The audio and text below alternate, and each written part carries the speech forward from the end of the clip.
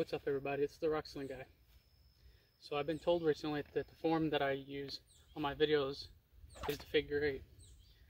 So I've had some people asking me about the particulars on this form, so I'm going to go ahead and break it down for you.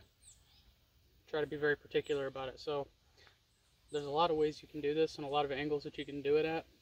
So I'm going to give you a beginner foundation for it, just so you can get used to the motion of it.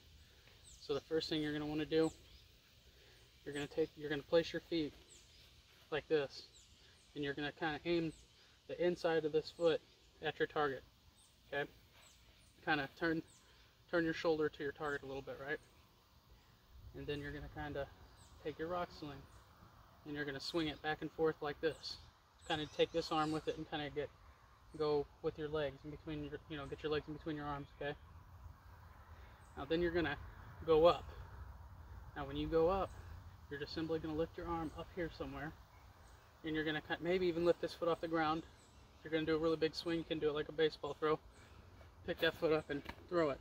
But just for now, just to get used to the motion, you're going to go up, simply lift your hand, and what you'll see is that the sling will go around the back of your arm naturally, okay? So you want to do that. So go ahead and practice that a few times. Just go with it and go up, and it naturally goes around. Okay, you want to make sure you get it away from you back here far though. And then what you're going to do, you're going to focus more on your hand. When your hand goes up, you're going to bring it to the back of your head, right above your head, to the back of your head. Okay,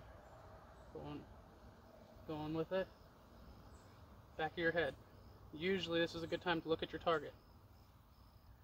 So we're going back of your head. Now once you get to where your hand is at the back of your head and it's doing its rotation back here, then what you're going to do, you're going to spin your body around and throw your elbow down. But you got to pause for a moment to let that sling do its little rotation behind your back. So I'll try to do it slowly. So that's the throw slowed down and in its most basic form. Up, down. What you really want to focus on is getting your arm coming straight down, because your body is straight up and down. It's a real natural motion to go straight up and down. And if you were throwing at a person and you miss, it's not going to go left or right when you miss. And if you do miss, let's say you're aiming at the center of my body and you foul out and it's high and you miss by a foot high, you're going to be hitting me in the head somewhere. And if it's low, you're going to be hitting me in the leg somewhere. And if it's really low, it'll even bounce off the ground into your shins. So that's why I like to do it vertical more than anything. Alright, so that's the throw. Like I said, if you want to get more power to it, you can lift your leg up and step forward. Okay, so a really big thing with this throw for me is to make sure that you're moving with it back and forth, okay? Because what you want to do is get rid of this really tight, compact throw where everything's right here and you're releasing on this one circle, okay? Because it's very hard to time your release. So you're taking your throw and you're stretching. Instead of having it all right here, you're stretching it from way back here all the way to your target, and you're dragging it from way up here to the target. And that gives you more time to control your rock. It gives you better aim too, because everything is moving forward this way. It's also a lot safer because you don't have to worry about, fouling out and hitting somebody's house over here, because you're saving all your power. It's another thing I want to talk about this throw. You don't want to do everything all fast leading up to that. You don't want it all fast. You want to go slow, then your whip. And that's going to make it to where you don't have to worry about fouling out mid-throw, like when you're doing your rotation up here. If you do it really fast, it could pop out and go somewhere. So you do it slow, into it.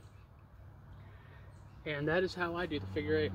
And like I said, in time, you can practice this and you can take a lot of those steps out, because really this throw can be done from every angle. You can play with it a lot. But once you figure out this one little motion, once you learn this first form, all the other ones will they'll just kind of figure themselves out if you just practice in a lot of different ways. So that's another thing I'm really big about. Just don't be a robot. Don't be sitting here doing the same thing every single time. It's kind of play around, because like I said, you can do this all types of angles. You can throw down.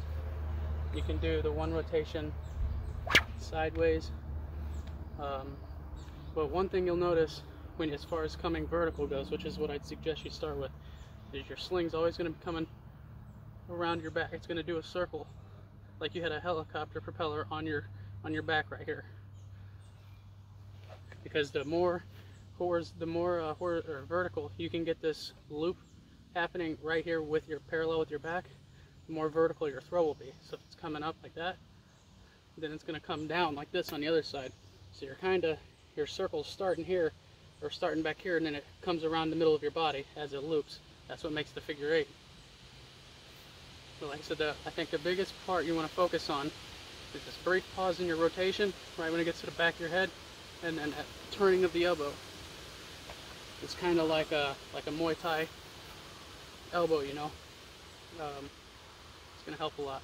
It's also kind of why I posted some of my wood splitting videos, because that motion of chopping is very similar to the throw, and it really helps you with that motion of coming down straight.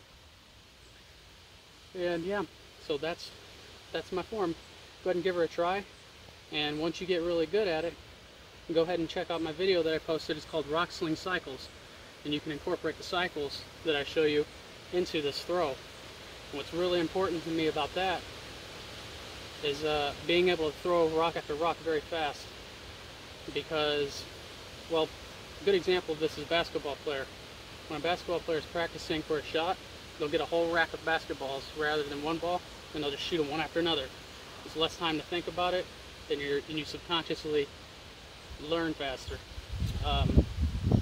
So that's the idea. I'll go ahead and give a demonstration of the cycles real quick. So what I would do is, if you had a pile of rocks right here, same thing, you got your side turned, you're gonna come from over here, you're gonna sweep like this, and come down, grab your rock, and on your way up, put it in your pouch, do your little flip, stand up, and then you're gonna pull down to set your rotation straight into your throw. Grab your slack back here, grab a rock, put it in, throw. And that's going to help you throw repeatedly and be really fast at loading. And let's say when you first start, let's say you're not so good at aiming, but you figure out this loading, you'll still be just as good as the guys that have good aim, because they'll take forever to load. So by the time they've hit their target one time, you've done throwing 3 rocks to their one, and you probably will have hit the target as well. So I think it's really important to do both. And also it's very important to practice with a bunch of different variables. Practice with different size rock slings. Practice different forms, different distances, different projectiles. I would suggest that you start with the form that I just taught you, instead of learning the way that I did, because it'll save you a lot of time learning. You'll get better a lot faster. My very first throw that I ever learned, when I first made my very first rock sling, I made it out of a seat belt. And this is how I used to do it. I would go like this, and I do a whole circle with my body.